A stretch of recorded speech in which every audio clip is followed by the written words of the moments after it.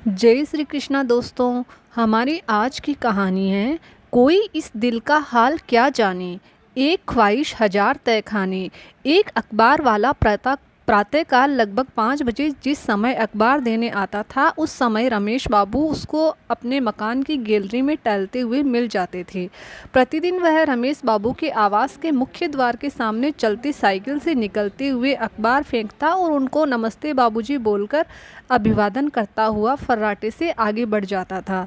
क्रमशः समय बीतने के साथ रमेश बाबू के सोकर उठने का समय बदलकर प्रातः 7 बजे हो गया। जब कई दिनों तक रमेश बाबू उस अखबार वाले को प्रातः टहलते नहीं दिखे तो एक रविवार को प्रातः लगभग 9 बजे वह उनका कुशल क्षेम लेने उनके आवास पर आ गया। तब उसे ज्ञात हुआ कि घर में सब कुशल मंगल है।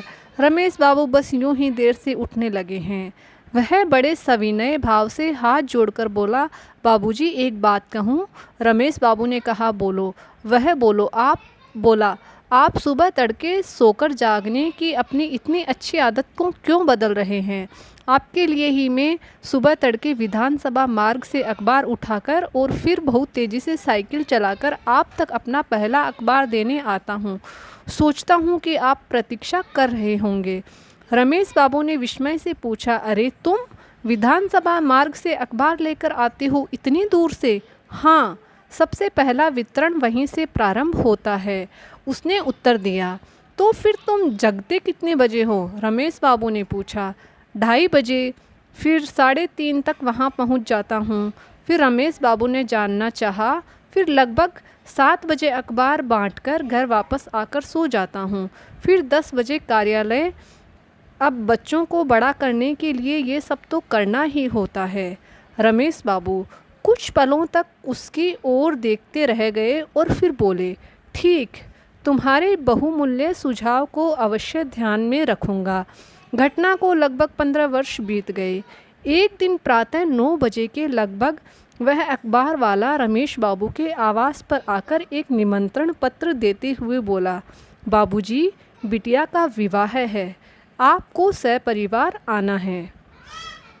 निमंत्रण पत्र के आवरण में अभिलेखित सामग्री को रमेश बाबू ने सरसरी निगाह से जो पढ़ा तो संकेत मिला कि किसी डॉक्टर लड़की का किसी डॉक्टर लड़के से परिणय का निमंत्रण था। तो जाने कैसे उनके मुंह से निकल गया, तुम्हारी लड़की? उसने भी जाने उनके इस प्रश्न का क्या अर्थ निकाल लिया कि विस्मय के साथ बोला, कैसी बात कर रहे हैं बाबूजी, मेरी ही बेटी है। रमेश बाबू अपने को संभालते हुए और कुछ अपनी झेप को मिटाते हुए बोले, नहीं, मेरा तात्पर्य कि अपनी लड़की को तुम डॉक्टर बना सके, इसी प्रसन्नता में वैसा कहा। हाँ बाबूजी, मेरी लड़की ने MBBS किया है और उसका होने वाला पति MD है। और बाबूजी, मेरा लड़का इंजीनियरिंग के अंतिम वर्ष का छात्र है। रमेश बाबू किंकर्तव्य विमुख खड़े सोच रहे थे कि उससे अंदर आकर बैठने को कहूँ कि न कहूँ कि वह स्वयं बोला, अच्छा बाबूजी, अब चलता हूँ, अभी और कई कार्ड बांटने हैं, आप लोग आइएगा अवश्य। रमेश बाबू ने फिर सोचा, आज अचानक अंदर बैठने को कहने का आग्रह मात्र एक छलावा ही होगा, अतः औपचारिक नमस्ते कहकर उन्होंने उसे विदाई दे दी। इस घटना के 2 वर्षों के बाद जब वह पुनः रमेश बाबू के आवास पर आया तो ज्ञात हुआ कि उसका बेटा जर्मनी के किसी नामी कंपनी में वहीं कार्यरत था।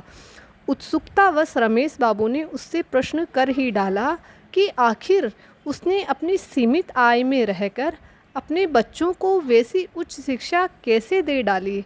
उसने कहना शुरू किया, बाबूजी, इसकी बड़ी लंबी कथा है, फिर भी कुछ आपको बताए देता हूँ। अखबार नौकरी के अतिरिक्त भी मैं खाली समय में कुछ न कुछ कमा लेता था। साथ ही अपने दैनिक व्यय पर इतना कड़ा अंकुश कि भोजन में सब्जी के नाम पर रात में बाजार में बची कुची कद्दू, लौकी, बैंगन जैसी मौसमी सस्ती मंदी सब्जी को ही खरीदकर घर पर लाकर बनाई जाती थी। एक दिन मेरा लड़का परोसी गई थाली की सामग्री देखकर रोने लगा और अपनी माँ से बोला, ये क्या रोज़ बस वही कद्दू, बैंगन, लौकी, तोरई जैसी नीरस सब्जी, रूखा सूखा खाना, ऊब गया हूँ इसे खाते खाते। अपने मित्रों के घर जाता हूँ तो वहाँ मटर पनीर, कोफ्ते, दम आलू आदि, और यहाँ की बस क्या कहूँ। मैं सब सुन रहा था तो रहा न गया और मैं बड़े उदास मन से उसके पास जाकर बड़े प्यार से उसकी ओर देखा और फिर बोला, पहले आंसू पोंछ फिर मैं आगे कुछ कहूँ। मेरे ऐसा कहने पर उसने अपने आंसू स्वयं पोंछ लिए। फिर मैं बोला, बेटा सिर्फ अपनी थाली देख, दूसरों की देखेगा तो तेरी अपनी थाली भी चली जाएगी, और सिर्फ अपनी ही थाली देखेगा तो क्या पता कि तेरी थाली किस स्तर तक अच्छी होती चली जाए। इस रूखी सूखी थाली में मैं तेरा भविष्य देख रहा हूँ, इसका अनादर मत कर। इसमें जो कुछ भी परोसा गया है उसको मुस्कुराकर खा ले। उसने फिर मुस्कुराते हुए मेरी ओर देखा और जो कुछ भी परोसा गया था खा लिया। उसके बाद से मेरे किसी बच्चे ने मुझसे किसी भी प्रकार की कोई भी मांग नहीं रखी। बाबूजी, आज का दिन मेरे बच्चों को के उसी त्याग और तपस्या का परिणाम है। उसकी बातों को रमेश बाबू बड़ी तन्मयता के साथ लगातार चुपचाप सुनते रहे और बस यही सोचते रहे कि आज के बच्चों की कैसी मानसिकता है कि वे अपने अभिभावकों की हैसियत पर दृष्टि डाले बिना उन पर लगातार अपनी ऊट-पटांग मांगों का दबाव डालते रहते हैं। दोस्तों, अगर आपको हमारी कहानी पसंद आई तो हमारे चैनल को लाइक और सब्सक्राइब ज़रूर करें। जय श्री कृष्णा।